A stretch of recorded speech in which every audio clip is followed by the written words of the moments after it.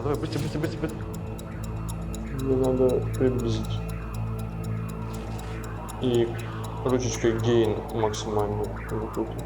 И на фриз нажмите. Ага, все. Ну, она на глубине целых 5 миллиметров, а размером она целых 0,9 миллиметра целых. Вот это вот расстояние 5 миллиметров. Вот это вот расстояние 0,9 миллиметров. А мне нужно вот отсюда вот воткнуть иголку, которая по размеру будет такая же, как этот сосуд, скорее всего. И через эту иголку просунуть проводничок, а потом по проводничку потом просунуть туда катетер, который уйдет ему до самого уже. Шансов на ошибок тут 99,9. Технически это, наверное, практически невозможно сделать. Вы сейчас соберете людей. Да. Потому что альтернативы другой тоже нет. Периферические вены — это вот эти вот, которые мы видим глазами. Так вот, у него периферические вены — это вообще ниточки, в них там вообще не попасть абсолютно никак. Поэтому единственная надежда — это вот сюда попасть. Надо включиться будет в кол и туда ему в предсердие. Там рядом можно попасть в рядом идущую с веной артерию, подключичная артерия. Она тоже, настечет просто кровью и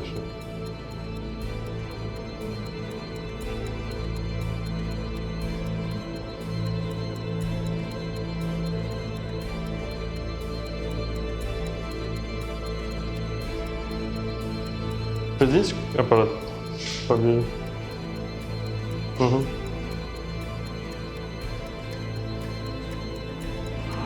Угу. Все.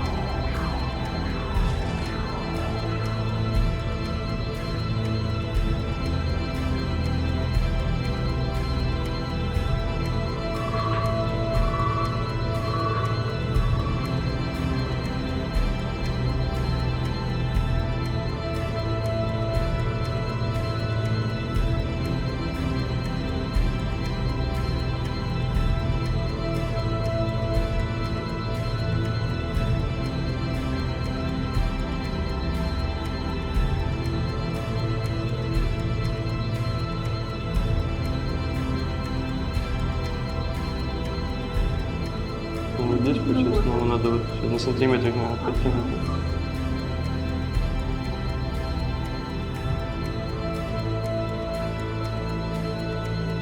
Антисептик такой спиртовой, что если его не вытереть за собой, то он оставит ему химический ожог, потому что он маленький очень. Когда очень маленький ребенок, приходится на стандартную наклеечку для крепежа отрезать, от нее все лишнее. Поэтому у красивого липкого мишки придется отрезать сначала уши, потом его конечности, чтобы осталась только вот такая маленькая клейкая площадочка, чтобы можно было закрепить этот катетер.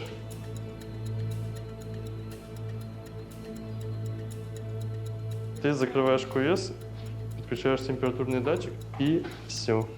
Как говоришь мне, Максим Игоревич, хорошего вам остатка воскресенья, и мы прощаемся.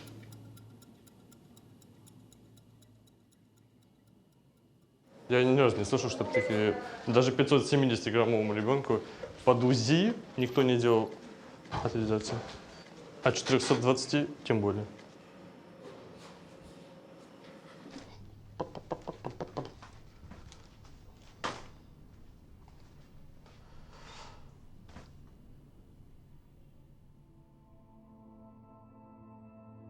Было принято решение, что я уйду со всех работ и уже буду себя окутывать заботой и стараться, чтобы не было ни стресса, ничего. Все было планово. Но в 25 недель я что-то такое почувствовала вот внутри, и мы поехали сразу в больницу. Сохраняли нас 5 дней, старались, но в 26 недель и 3 дня Кирилл появился на свет с весом 810 грамм и 31 сантиметр. Когда уже была операция кесарево сечения, первый увидел ребенка мой муж. Мне тоже его пытались показать, но его сразу убрали в вес, а я лежала на операционном столе. Я пыталась посмотреть, но я не увидела, и мне было очень досадно. И вот с этого момента, наверное, началась у меня совершенно другая жизнь. В течение дня приходит сообщение, что срочно в поликлинику, анализы плохие, надо ложиться в больницу.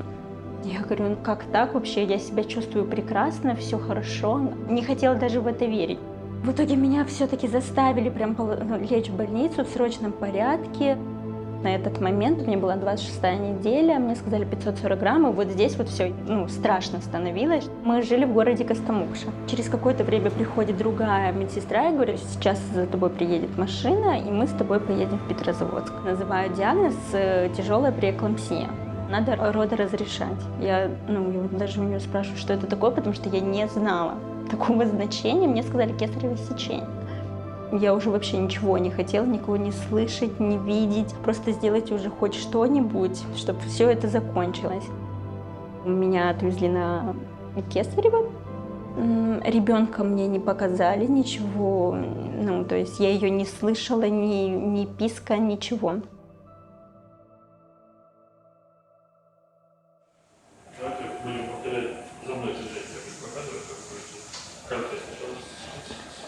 Тёмушка. Маленький. Папа пришел к тебе. Да, Тём? Меня зовут, еще раз напоминаю, Максим Игоревич Ткачук, я заведующий отделением реанимации. Он, в общем-то, держится холодцом. Мы ушли от параметров искусственной вентиляции легких, и вот на сегодняшний день, то есть до этого ему проводилась высокочастотная вентиляция легких до сегодняшнего дня. Это значит, что вот мы с вами дышим с частотой 12-20 вдохов в минуту, а у него было около 800 и даже больше иногда вдохов в минуту. То есть это прям интенсивно. мерцание такое, дыхание как мерцание. Это прогресс после. Это для него большой на самом деле шаг вперед. К сожалению, у него есть внутричерепное кровоизлияние. Оно довольно большой степени, и это такое ощутимое для него повреждение головного мозга. А есть ли какой-то вариант, что постепенно оно будет как рассасываться, как гематомка? Так как у него еще головной мозг, он, опять же, тоже не просто он меньше по размеру, он будет у него прям расти и развиваться. Со временем соседние участки головного мозга, они могут расхватать на себя. Да, это как большая трансформаторная будка, какой-то один из этих переключателей вышел из строя, да, и соседние зоны, они раскидали клеммами, проводами все на соседние зоны. Вот то же самое, такая же история, в принципе. Он голос вас слышит, несмотря на то, что он маленький. И его среди всех прочих узнает, потому что вы разговаривали в течение беременности. На фотографиях он больше кажется. На фотографии больше? Угу. Маленький такой, чонок. Я говорю, маленький. Золотой ты мой мальчик. Давай, набирайся сил. Набирай вес. Бабушка дома ждет Тёмушку. Да, мама тут с тобой, папа рядом, мама. Попадя на сохранение, я пыталась найти вообще информацию в интернете, искала много, но каких-то вот именно 26-недельных детей было очень мало хороших выходов. И врачи никогда не могли дать надежду, наверное, либо какие-то прогнозы, потому что это всегда говорят у недоношенных, это 1 шаг вперед и 2 шага назад. То, что в самом начале мешало ему жить, это открытый в сердце клапан, который называется ОАП. Это такой сосудик, который внутриутробно есть у всех у нас. Он нужен для того, чтобы у нас смешивалась артериальная и венозная кровь. И у каждого из нас, он после рождения, когда мы начинаем дышать, запускаются определенные процессы в организме, которые способствуют закрытию этого протока. Он должен закрыться в первые, иногда даже часы жизни, он уже вот прям сильно-сильно уменьшается его размер, и он потихонечку зарастает. Проблема у маленьких малышей, особенно с весом меньше килограмма, заключается в том, что у них этот механизм зачастую не срабатывает. Мы в какой-то момент попробовали его закрыть, и в итоге с успехом. Сегодня делали УЗИ, наш проток начинает закрываться. Десатурация у нас намного меньше, но стоит только папе прийти, вы оба начинаете волноваться над нами, уже смеются, что ты не любишь родственников. Помнишь, да? Я помню, первый раз так неофициально я подержала на руках. Медсестра подошла ко мне и попросила помочь. И она мне и ребенка положила ко мне на руки.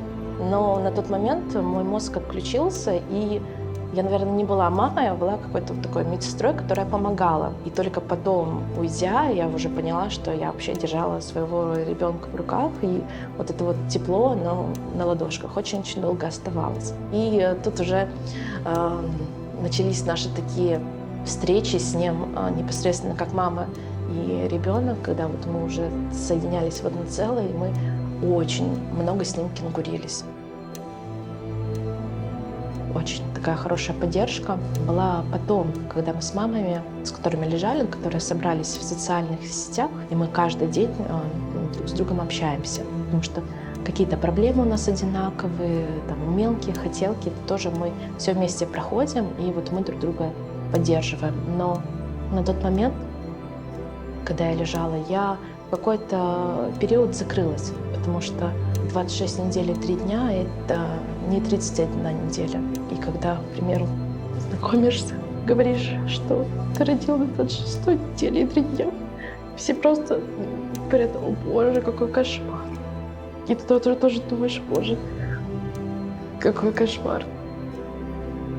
Внутренне я еще, наверное, не прошла, и дверь этого еще не закрыла. Для меня это все равно больно. Хотя прошло 3 года, и вспоминать это тяжело. На 3-й день я пришла к Василисе. Конечно, было очень страшно представить, какой там малыш, как это, вообще все это, оказалось вообще все не так страшно. Все очень мило, она лежала уже в наряде, в шапках классных. Потом, когда все у нас было прям очень хорошо, я не знаю, каким образом такое могло произойти, у нас развился сепсис. Никто не мог объяснить, каким образом это произошло, но Василиса в этот момент сделала, наверное, шагов 10 назад. И с этого момента нам начали ставить диагноз ретинопатия. То есть у нас была 2-я стадия, потом она перешла сразу же в 3-ю стадию. И большими такими шагами она уходила в 4-ю степень. И, возможно, она придет прям в 5-ю степень. И это произошло. В свое время это был настоящий бич отделения реанимации. Проблема была в том, что люди не могли менять процент того кислорода, который они давали ребенку в рамках искусственной вентиляции легких или любой другой абсолютно респираторной поддержки. То есть у них было только 2 варианта дачи кислорода. Либо 21% это та концентрация, с которой мы с вами живем, либо, если ребенку требовалось какое-то повышенное количество кислорода, то открывали кислородный вентиль, и ребенок получал 100% кислород. При этом огромное его количество оказывалось избыточным для ребенка. Образовывались свободные радикалы, которые повреждали все абсолютно органы. И одной из первых таких мишеней становились глаза. Последствиями этого воздействия становилась слепота детей. Это как раз и есть ретинопатия недоношенных. Наука шагнула далеко вперед, и мы сейчас можем очень тонко настраивать тот процент кислорода, который мы даем детям. Несмотря на все это, Василиса столкнулась с довольно тяжелой формой ретинопатии.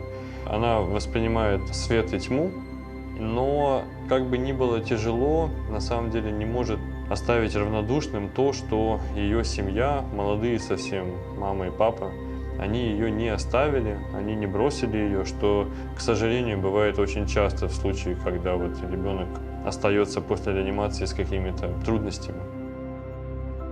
Не знал никто до этого, что такое вообще возможно. Вот в этом перинатальном центре, в этой комнате, которая у нас была, мы реально проживали новую жизнь.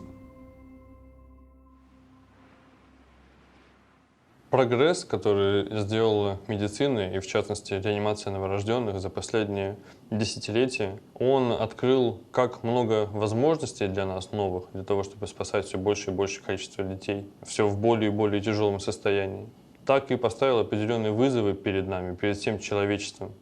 Много очень вопросов и много очень проблем поднимается в связи с этим.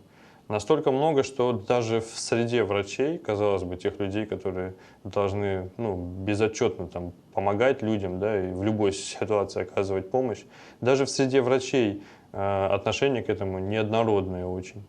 Потому что есть, к сожалению, такой термин, как фабрика инвалидов, да, то есть нас зачастую таким образом называют отделение реанимации новорожденных, даже свои же коллеги.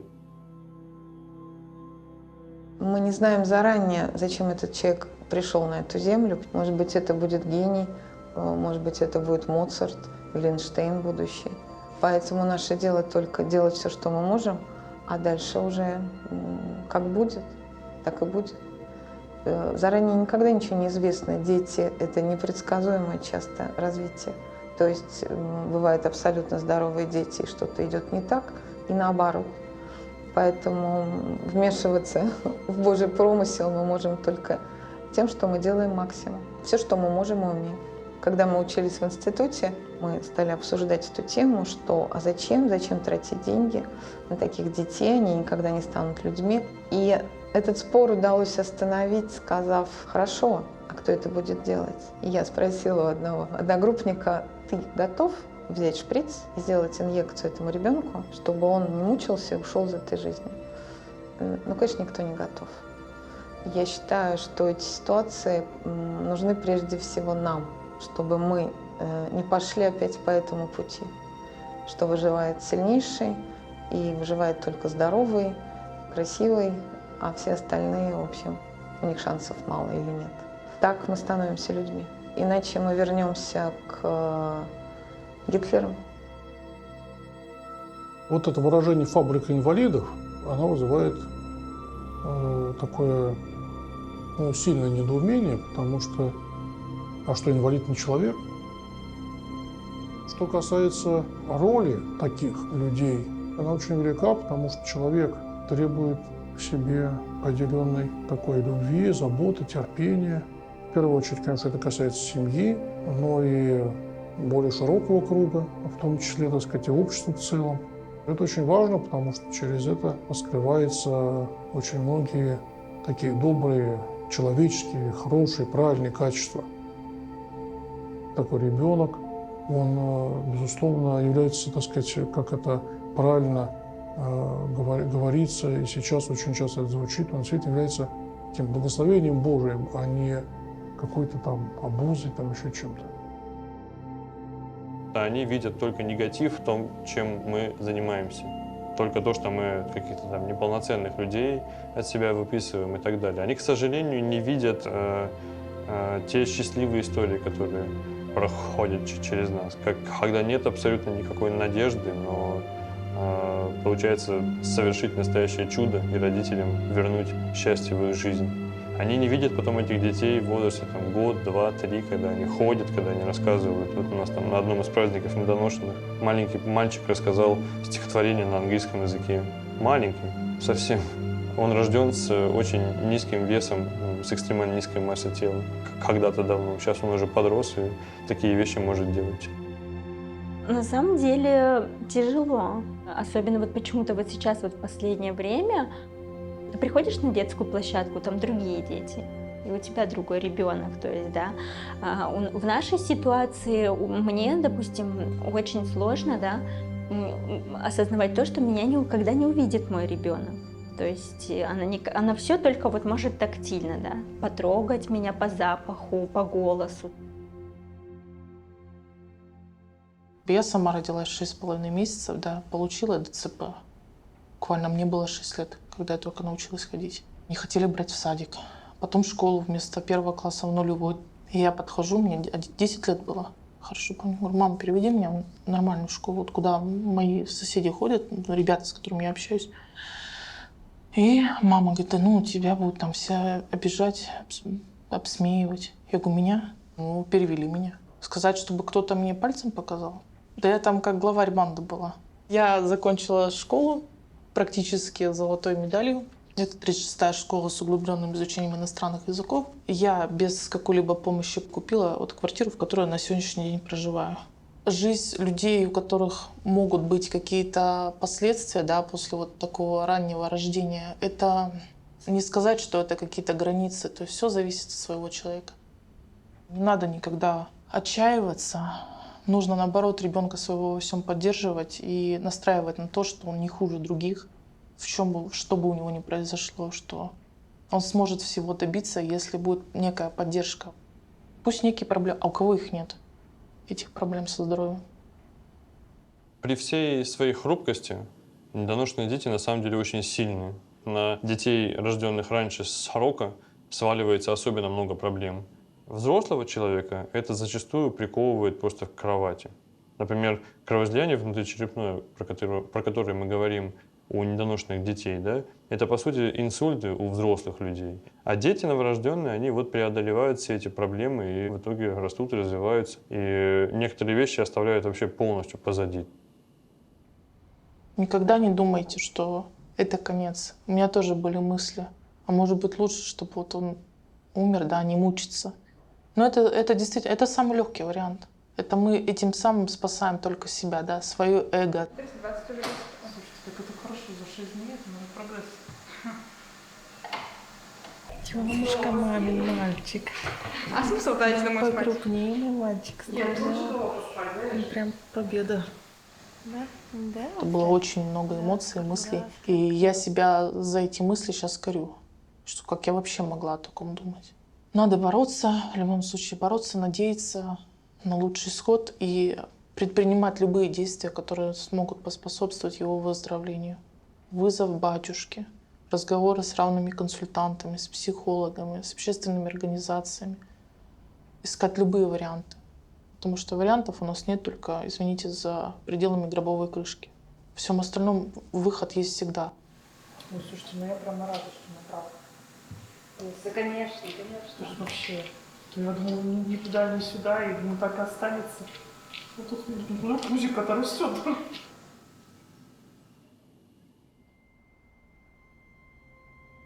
Но мой путь проходил тяжело в плане, наверное, эмоционально.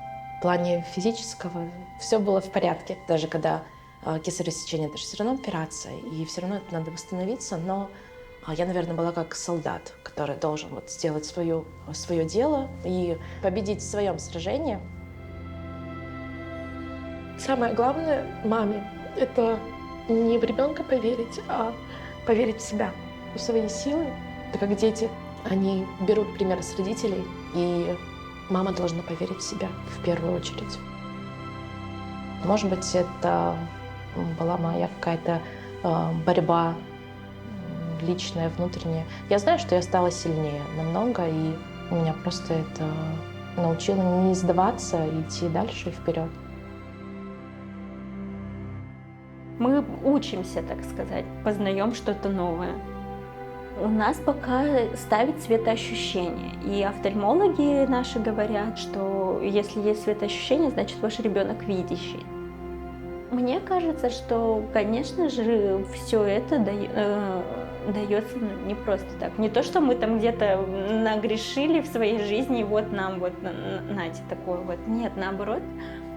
Именно я считаю, что Василиса, она не просто так пришла в этот мир. То есть она обязательно в этой жизни для чего-то нужна, и мы только потом на это посмотрим. Как будет Василиса дальше, кем она станет, мы все для этого сделаем. То есть мы все ко всему этому придем. Может, она станет там великим пианистом, певицей. То есть я думаю, что это не все просто так. То есть это обязательно будет чем-то очень хорошим.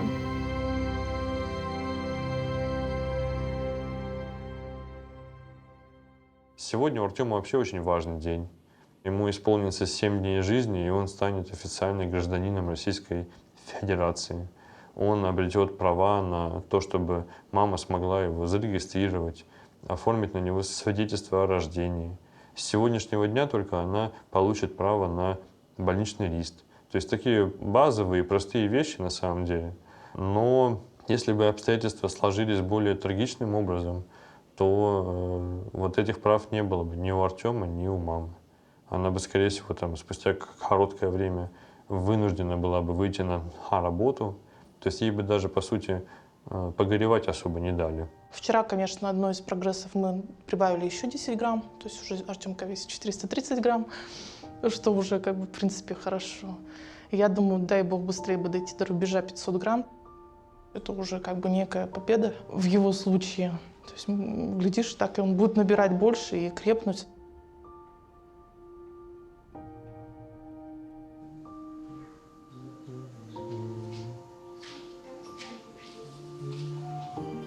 Юрия Викторовна, я одну... что вы мне разрешаете сделать, ручку или ножку? Все, что хотите. Я одну просто, Я разрешаю вам делать всё. Интересно, это интересно. Я одну конечность, да, назовем это так, Давайте сделаю, ножку, там, ручку, наверное, не чтобы показать, а остальные вы сделаете. Хорошо? Ручки. Так, это нам надо, конечно, покажи получше. Вот так вот.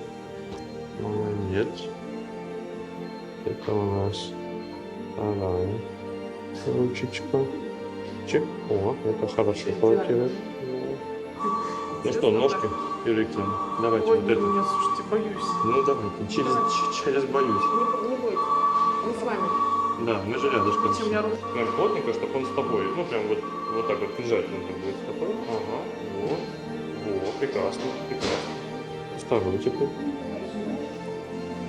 Чик. Лежану. Я действительно лежу. Ну, хотя мне с этой стороны просто удобнее будет Да. прижать. Ну. Вот. Хоть сюда? А, наверное, может, или как, может, вот сюда попробовать? Давайте. Потому Как что там, скажете. наверное, они вместе Как склеятся. Чик. Чик. О, Вот. у вас тоже идеально получилось. Вот лучше. Правильно, да, я закрыла? Да. Так, значит, это у нас левая ножка последняя была. Да? А ему не повлияет эта вот краска? Нет. Ручка. Да, что-то не маленькие ножки. Весь мало будет 41 размера. Держите листик.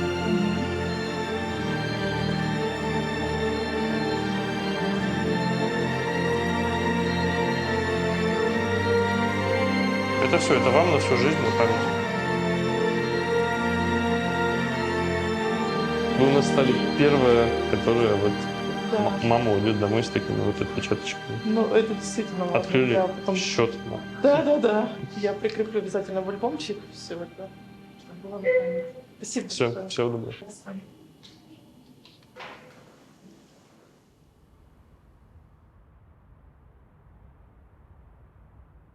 Сегодня состояние Артема очень сильно ухудшилось. У него наросла, это называется полиорганная недостаточность, когда болезнь протекает не в одном органе или системе органов, а когда страдает сразу несколько ключевых систем. В его случае это дыхательная система и сердечно-сосудистая в первую очередь. По тем анализам, которые мы делаем, у него выявлены тяжелые нарушения общего обмена веществ, обмена кислородом в организме. Все это в совокупности, конечно, очень сильно ухудшает прогноз и оставляет все меньше шансов на то, что Артем выживет.